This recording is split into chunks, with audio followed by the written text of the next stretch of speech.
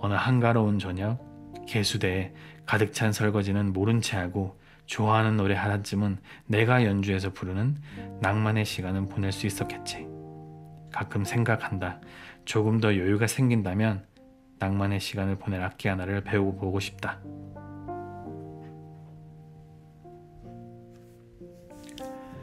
일상 속에서 취미로 글 쓰는 당신과 함께합니다. 우리는 쓴 글을 나눠 읽고 대화하며 함께 책을 만드는 조금 적어도 좋아입니다. 네, 안녕하세요. 예술적인 구독자 여러분. 저는 글쓰기를 사랑하는 디자이너 프랭코입니다. 문구점응이라는 디자인 스튜디오를 운영하고 있는데요. 집에서 재택근무하면서 문구나 출판물 그리고 콘텐츠를 이렇게 제작하면서 조그맣게 살고 있는 무명 창작자입니다. 오늘은 제가 조금 적어도 좋아라는 글쓰기 모임을 운영하면서 만난 작가님 세 분을 소개하고 그분들의 글을 낭독하는 시간을 가져볼까 합니다. 그냥 그분들의 글을 낼름 받아가지고 소개하는 것은 좀 예의에 어긋난다고 생각이 되어서요. 그래서 디자이너답게 그분들의 글을 읽기 편한 작은 소책자로 만들어서 전해드리려고 합니다. 집에 있는 프린터기로 출력해가지고 만든 건데요. 조그만 북입니다. 제가 부족하지만 표지 디자인도 제가 손그림으로 직접 채우고 내지도 이렇게 좀 보기 좋게 정리해 두었습니다. 그래서 오늘은 이런 작은 소책자를 통해서 세 분의 작가님의 이야기를 들려드리고 잠깐 대화 나누는 시간을 가져보려고 합니다. 자, 그러면 네, 그래서 첫 번째 작가님은 저희가 안우 작가님입니다. 제목은 여기 보시는 것처럼 다정한 젠틀맨이라는 글을 써주셨는데요.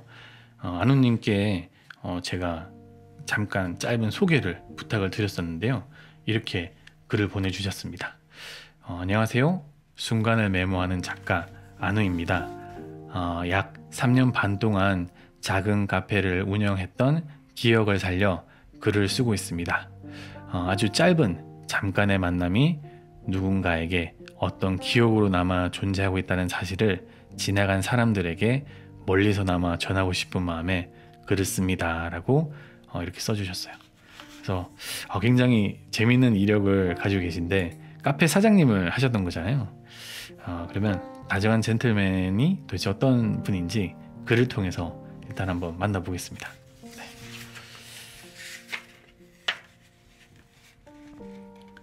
준비되셨죠?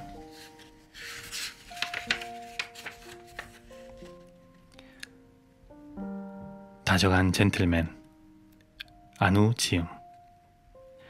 나의 소중한 손님 중에서 나에게 닮고 싶은 사람이 있었느냐고 누군가 물어온다면 그건 당신이었다고 답하고 싶네요.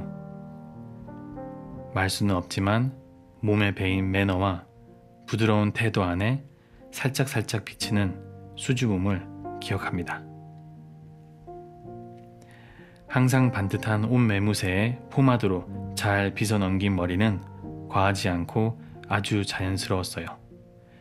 손님의 외관을 감히 제가 평가하는 것은 아니랍니다. 제가 손님을 생각하면 떠오르는 이미지가 이런 것들이기 때문이에요. 조용한 목소리로 조곤조곤 원하시는 사항을 요청하시는 모습은 성격이 급한 저를 차분하게 만들어 주시곤 했어요.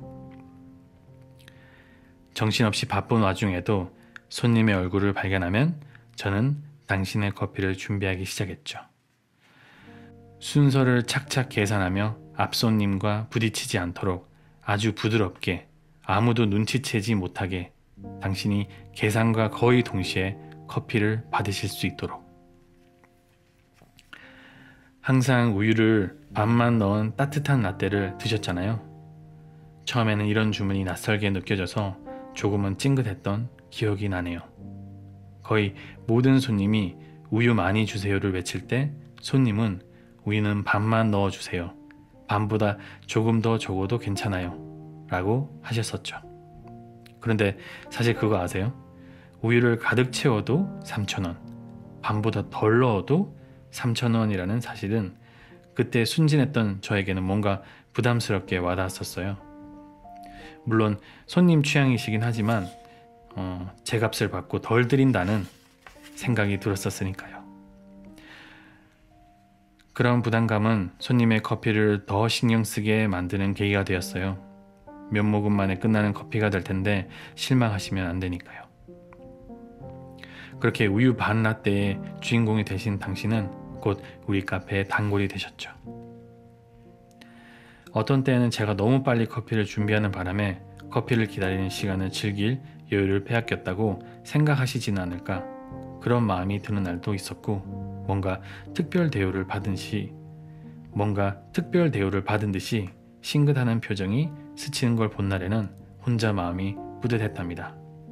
역시 조금 더 신경 쓰길 잘했어, 이런 느낌이었죠.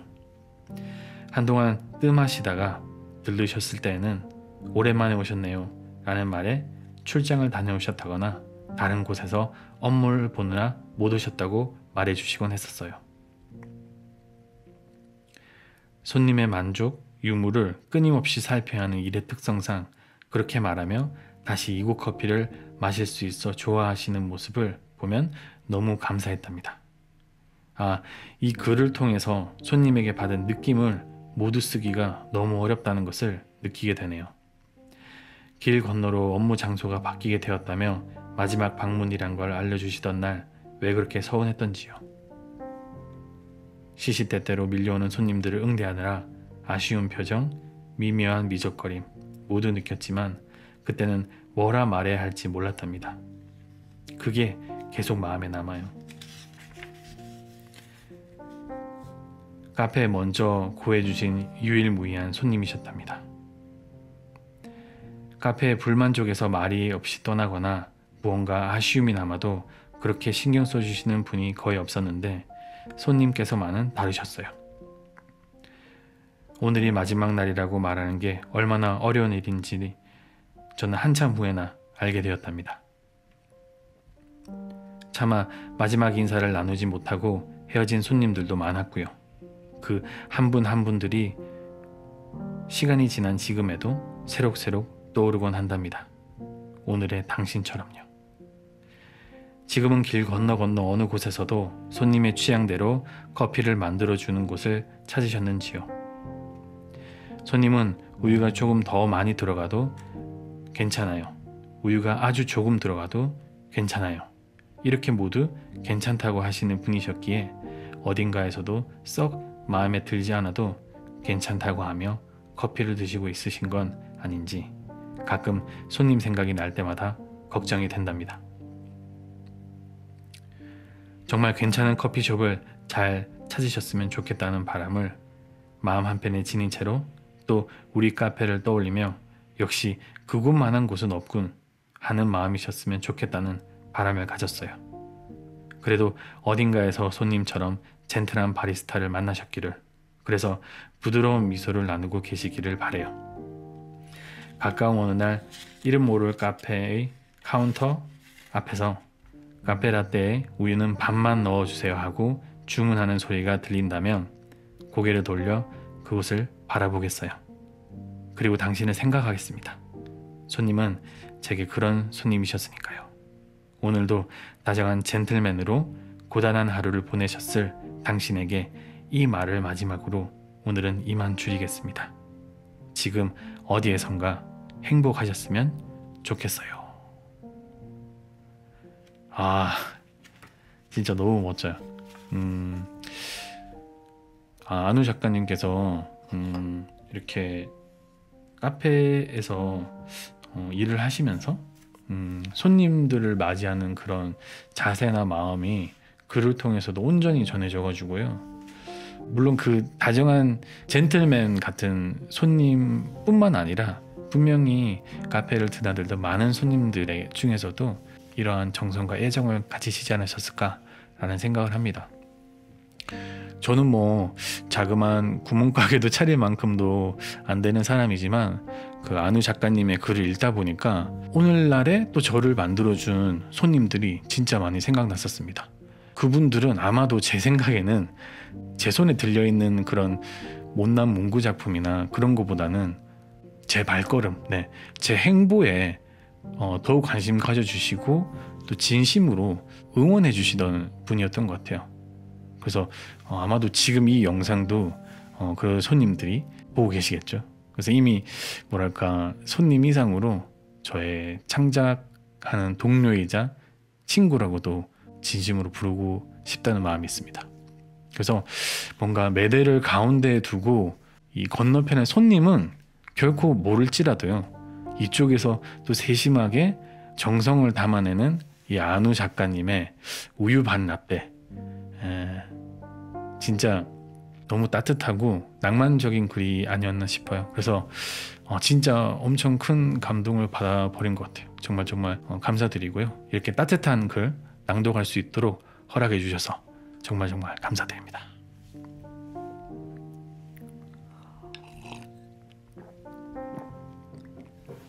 네, 그러면 두 번째 작가님 글을 한번 가볼게요. 두 번째 작가님은 여기 보시는 것처럼 그 하나라는 글을 써주신 박하 작가님입니다. 박하 작가님은 그 하나라는 글을 써주셨는데, 작가님은 또 소개를 부탁드렸는데 엄청 또 세심하게 써주셨는데요. 제가 한번 읽어보도록 하겠습니다. 20대를 온전히 일에 갖다 바쳤습니다. 회사 집 이들 사이에서 바늘 구멍보다 작은 틈 하나를 내기 어려워서 아무것도 하지 않던 빡빡하기만 한 시절이었습니다. 이제 막 세상에 눈을 뜬 새끼 오리처럼 배운 게 일이니 할 줄 아는 것도 일밖에 없고, 그리고 모두 다 그렇게 사는 줄만 알았어요. 기타를 시작한 건 그런 제게 정말 큰 모험이었습니다. 태어나 처음 해보는 일탈 같은 것이었어요. 저자를 치고 원하는 구역을 내가 먹겠다 하는 어떤 2인자의 마음이 그랬을까요? 내일의 모험이 두렵고 기대되어가지고 밤잠을 설칠 정도였습니다. 왜 그런 마음을 먹었는지, 왜 하필 기타였는지는 진짜 여전히 잘 모르겠습니다. 불현듯 스친 생각을 놓치지 않고 잡아채 틈을 만들어낸 스스로가 다만 대견합니다. 한때 공대 여자 사람이었던 현 여자 사람은 지금 사진을 찍습니다. 같은 곳을 같은 속도로 걷지만 어느 날은 저 담벼락에 예쁘고, 또 어느 날은 후미진 골목에 낡은 약국 간판이 또 예뻐 보여요. 크고 아름다운 카메라나 돌덩이를 금덩이처럼 찍어내는 실력은 없지만 눈에 보이는 예쁜 것들을 기록하고 그 자체의 재미를 느낍니다. 삶은 정말 모험으로 만들어지는 건가 봐요. 어제의 모험은 실패했으나 그 틈이 단단한 일상을 파괴하고 지금을 새로이 만들어 주었습니다. 네. 정말 이 소개도 벌써 엄청 예술적이에요. 그래서 읽으면서도 정말 낭만적이시다. 그리고 지금까지 지내왔던 이 삶의 궤적을 이렇게 짧은 소개문 안에 꼭꼭 다 눌러 담은 것 같아가지고요. 박하 작가님의 그 하나라는 글을 읽으면서 그 다음에 같이 얘기를 좀 더 나눠보도록 할게요.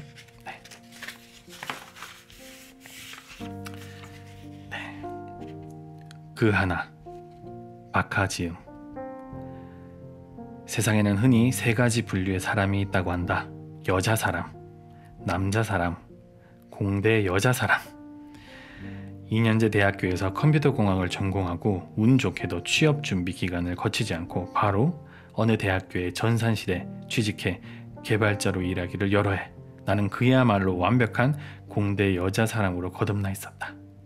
전산실이란 무릇 그 어떤 결과에도 1차적인 원인으로 지목당하기 쉬운 하급의 위치에 있었으니 무슨 일만 났다 하면 시스템이 잘못돼서, 또 시스템이 어려워서, 시스템을 잘 몰라서라는 말들로 비난을 듣기 일쑤였다. 그 덕에 성격은 날로 예민해져 갔고 두어 마디 말해도 분노 게이지를 풀로 채울 수 있는 능력을 갖출 수 있게 되었다. 단정한 듯 단정치 못한 길고 덥수룩한 머리칼에 안경, 어두운 낯빛과 깡마른 몸, 소스 코드와 씨름하며 연신 육두문자로 중얼중얼 연보를 외던 이 공대 여자 사람은 어느 날 불현듯 더는 이렇게 살 수 없다. 이렇게는 안 되겠다는 생각과 함께 무언가를 결심하게 된다. 겨울에 한 차례 망우를 터뜨린 개나리가 또 한 번 노랗게 불꽃 잔치를 벌이던 이른 봄, 야근에 지쳐 사무실 창밖을 멍하니 바라보던 차였다. 열린 창으로 불어오던 봄바람에 홀린 건지 저 미친 개나리의 색에 홀린 건지 정신을 차려보니 어느새 회사 근처 실용음악학원에 석 달치 수강료를 지불한 뒤였다. 무슨 이유에서 기타를 선택한 건지는 아직도 잘 모르겠다. 도에서 도까지나 겨우 읽을 줄 알까. 악보에서 소를 찾으려면 오선지에다가 도부터 파까지 그려야 겨우 저게 소리구나 하는 내 음악이라니. 알다가도 모를 일이다. 회사에서 지하철 몇 코스만 가면 다른 대학교가 2개 정도 있고 그 중간에 제법 큰 실용음악 학원이 있었다. 보컬과 드럼, 피아노, 기타 등 여러 과목을 가르쳤는데 대부분이 젊은 선생들이셨다. 아무래도 대학가이다 보니 대학에서 음악을 전공하는 학생들이 아르바이트를 많이 하는 모양이었다. 내 기타 선생님도 학생이었다. 한평채 되지 않는 좁고 하얀 방에 선생님과 내가 마주보고 앉아있다. 기계언 아니면 불만을 쏟아내는 인간들만 보다가 조곤조곤 느리고 다정한 말투로 C 코드를 설명하는 사람이 만나 대화를 나누니 모든 게 어색할 수밖에 없었다. 나보다 5살은 어려 보였다. 자그마한 키에 손바닥으로 슥슥 닦으면 지워질 듯 투명한 피부, 크고 동그란 눈동자, 옥구슬처럼 해사한 이가 일렉 기타를 들고 시범을 보이는데 그 소리가 어찌나 우렁찬지 도레미만 쳐도 교향곡의 클라이막스를 쳐낸 듯 웅장하게 들렸다. 6개의 기타줄 사이에서 험악한 내 손가락이 헤맬 때 좀 만질게요 하며 자기 손을 포겨 내 손을 오른줄로 옮겨줄 때 그 다정함은 또 무엇인가. 종일 신경질 내던 공대 여자 사람은 그 방에 없었다.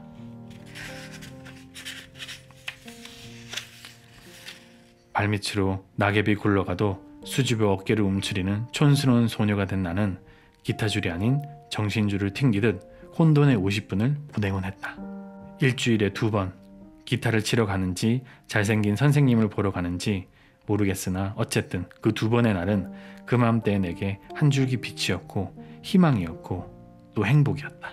처음엔 선생님이 좋았으나 하나둘 코드를 배우고 운지법을 익히면서 느리게나마 곡을 칠 수 있게 되자 흥이 나기 시작했다. 좋아하는 코드가 생겼다.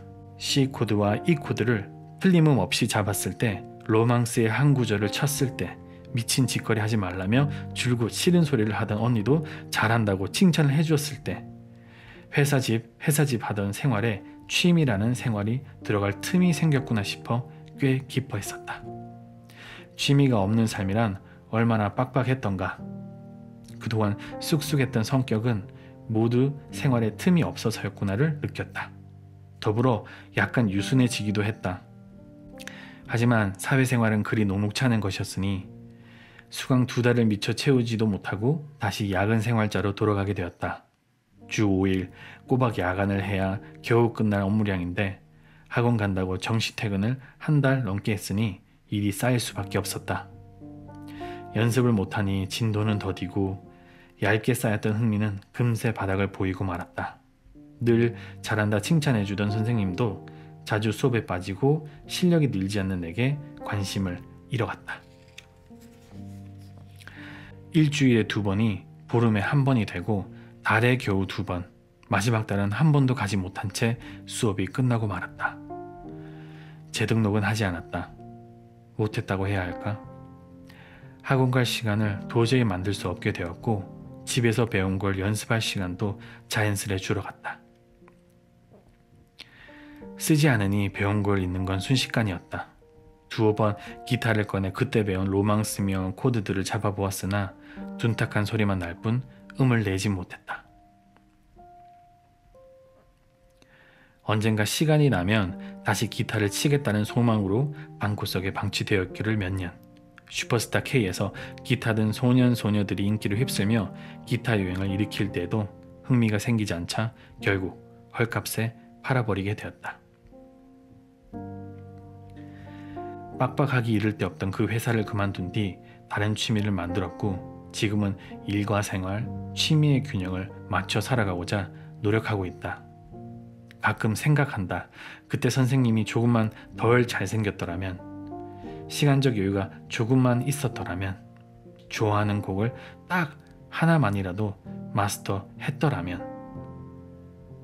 노래 하나 마스터한다고 삶이 뭐 얼마나 크게 변하겠냐마는 어느 한가로운 저녁 개수대에 가득 찬 설거지는 모른 채 하고 좋아하는 노래 하나쯤은 내가 연주해서 부르는 낭만의 시간은 보낼 수 있었겠지. 가끔 생각한다. 조금 더 여유가 생긴다면 낭만의 시간을 보낼 악기 하나를 배워보고 싶다. 그 하나가 기타는 아니겠다.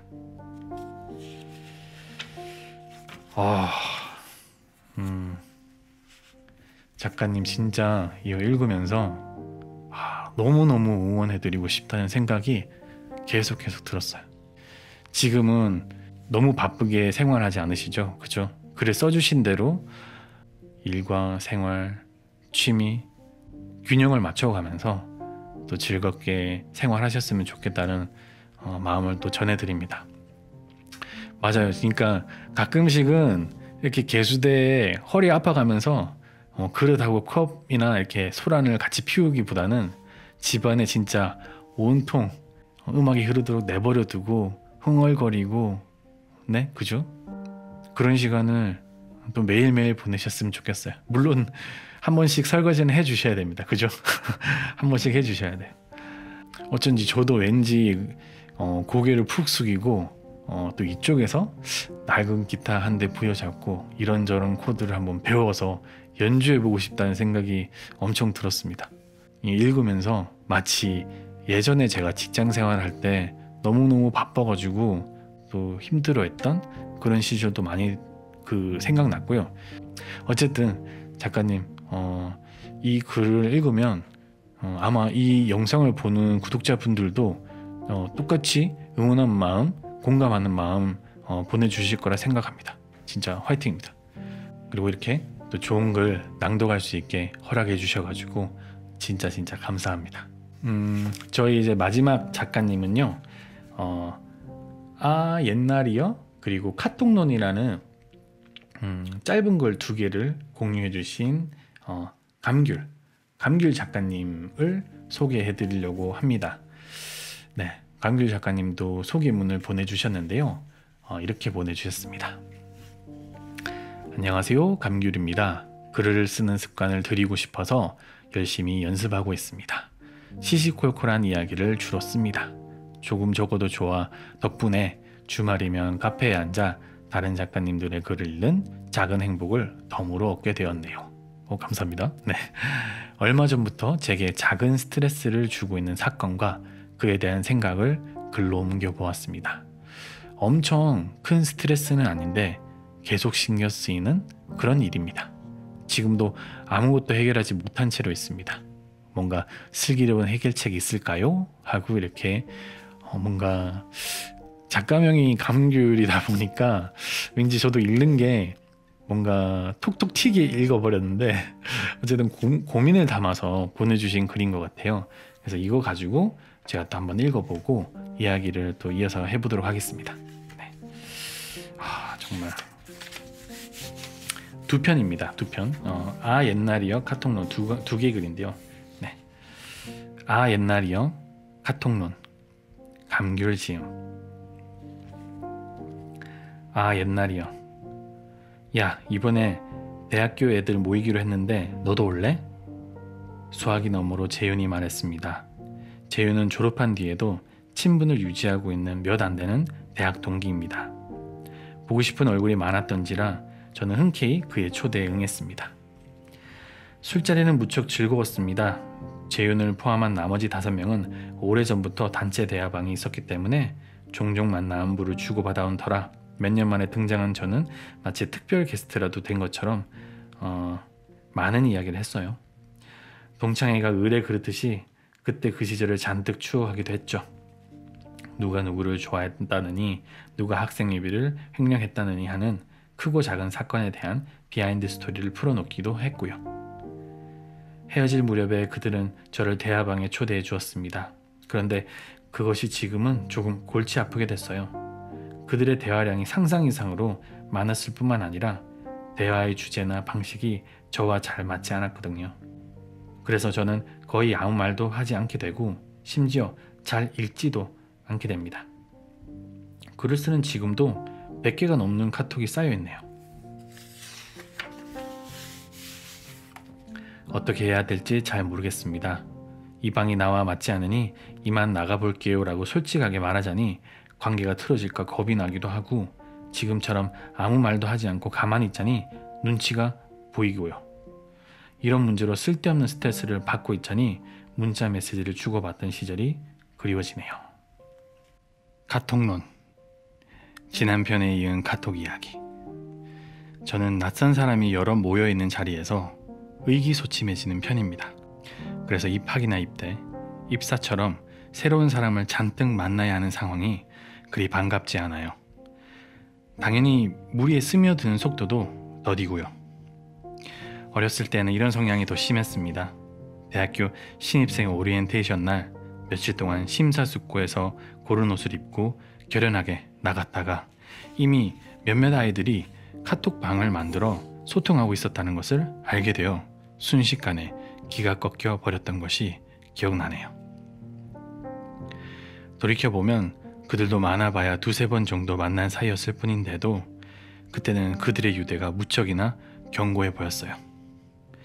특히 그들만 아는 주제를 가지고 대화를 나눌 때면 어찌나 부럽던지 매번 뭔데 나도 알려줘 라고 하기엔 낄끼빠빠도 못하는 눈치 없는 녀석으로 비칠까봐 차라리 그들의 성실한 방청객이 되는 편을 선택했더랬죠. 카카오톡이 사회의 주요 의사소통 수단으로 자리매김하면서 누구와 대화방을 구성하느냐는 조직 내 인간관계를 형성하는 데 무척 중요한 첫 단추가 된 것 같습니다. 같은 카톡방의 구성원은 왠지 모를 동지애가 생기는 반면 그렇지 않은 쪽에겐 어쨌든 남이다라는 인식을 갖게 된달까요? 가만히 생각해보면 순서가 뒤바뀐 것 같아요. 공동체에서 처음 구성되는 카톡방은 우연한 계기에 기인하는 경우가 많잖아요. 가령 우연히 같은 조가 되거나 같은 테이블에 앉은 사람끼리 카톡방을 판다거나 말이에요. 그러니까 인간관계가 형성되고 대화방이 만들어지는 것이 아니라 대화방이 만들어진 후에 인간관계가 따라가는 것이죠. 이런 제 사견들을 바탕으로 조금 더 인문학적인 일반론을 펼치고 싶은데 뻣뻣한 두뇌에 과부하가 걸리는군요. 미련 없이 포기하겠습니다. 제 메신저는 크게 문자 메시지부터 버디버디, 네이트원, 페이스북, 인스타그램, 카카오톡 순으로 요약할 수 있습니다.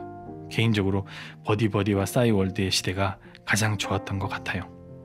언젠가는 그 시절에 얽힌 추억도 한번 써보고 싶네요. 써내려가는 양에 비해 쓰고 싶은 것들만 잔뜩 늘어가는 느낌은 기분 탓이겠죠. 미래엔 또 어떤 새로운 메신저가 등장해서 어떤 형태의 문화를 만들어낼지 궁금합니다. 그때가 되면 오늘날의 카카오톡 시대를 그리워할지도 모르겠지요. 그래도 그때가 좋았는데 하면서 정말 너무너무 재밌게 잘 읽었고요. 버디버디 진짜 너무너무 반갑고 싸이월드도 저도 흑역사 엄청 많은데 갑자기 옛날 생각이 나네요. 맞아요. 스마트폰을 통해 가지고 새로운 소통 방식이 계속해서 뭔가 발명되는 것 같아요.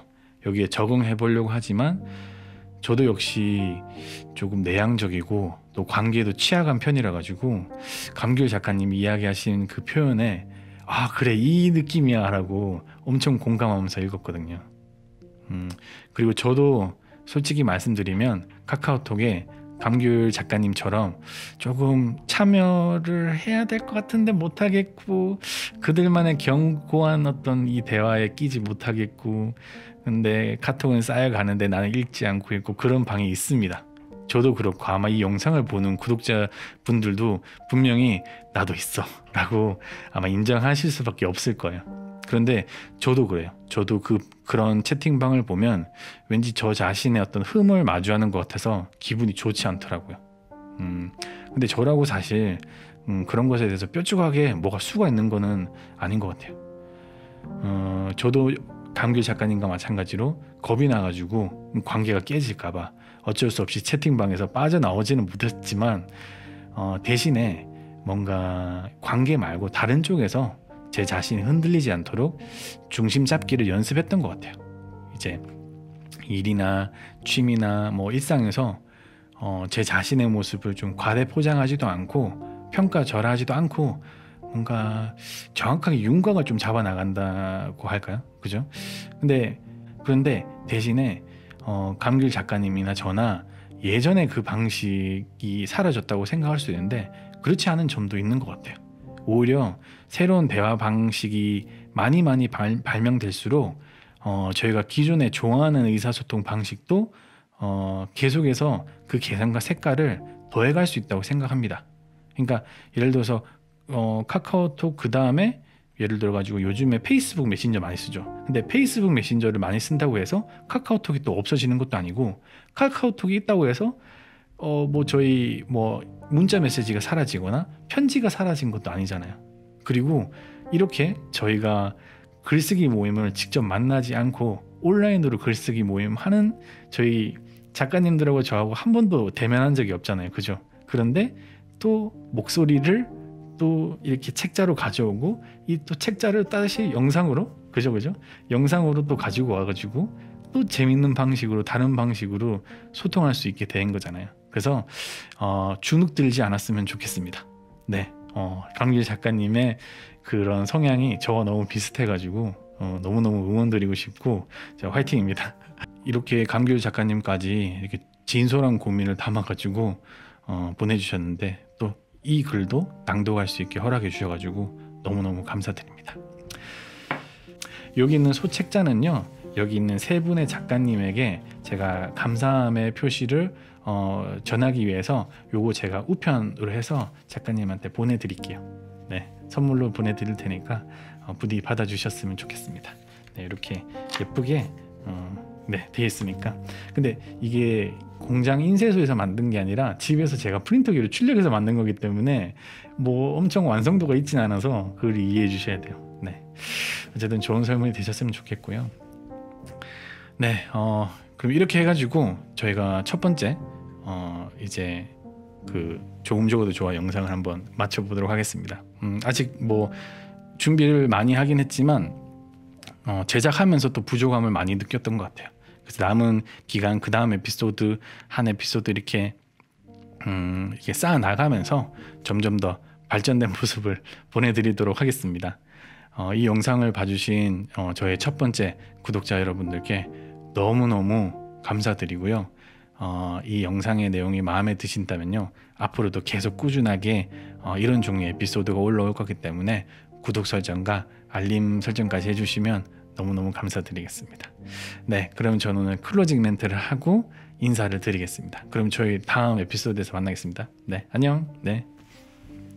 일상 속에서 취미로 글 쓰는 당신과 함께합니다. 우리는 쓴 글을 나눠 읽고 대화하며 함께 책을 만드는 조금 적어도 좋아입니다. 끝났어요. 진짜 들어주셔가지고 너무너무 감사드리고요. 좀 부끄럽기도 해요. 하면서 내가 괜한 짓을 한 건 아닌가 또 후회가 되기도 하는데, 근데 작가님들한테 이게 굉장히 의미 있는 방식으로 전해지셨으면 좋겠어요. 제가 모든 분들의 글을 다 읽어드리지 못하겠지만 이런 형태를 가지고 다양한 삶의 세계를 우리가 같이 한번 탐험해보고 여행해보고 배우면서 좀 더 나은 일상을 함께 구축해 나갔으면 좋겠습니다. 네, 그럼 진짜 갑니다. 안녕.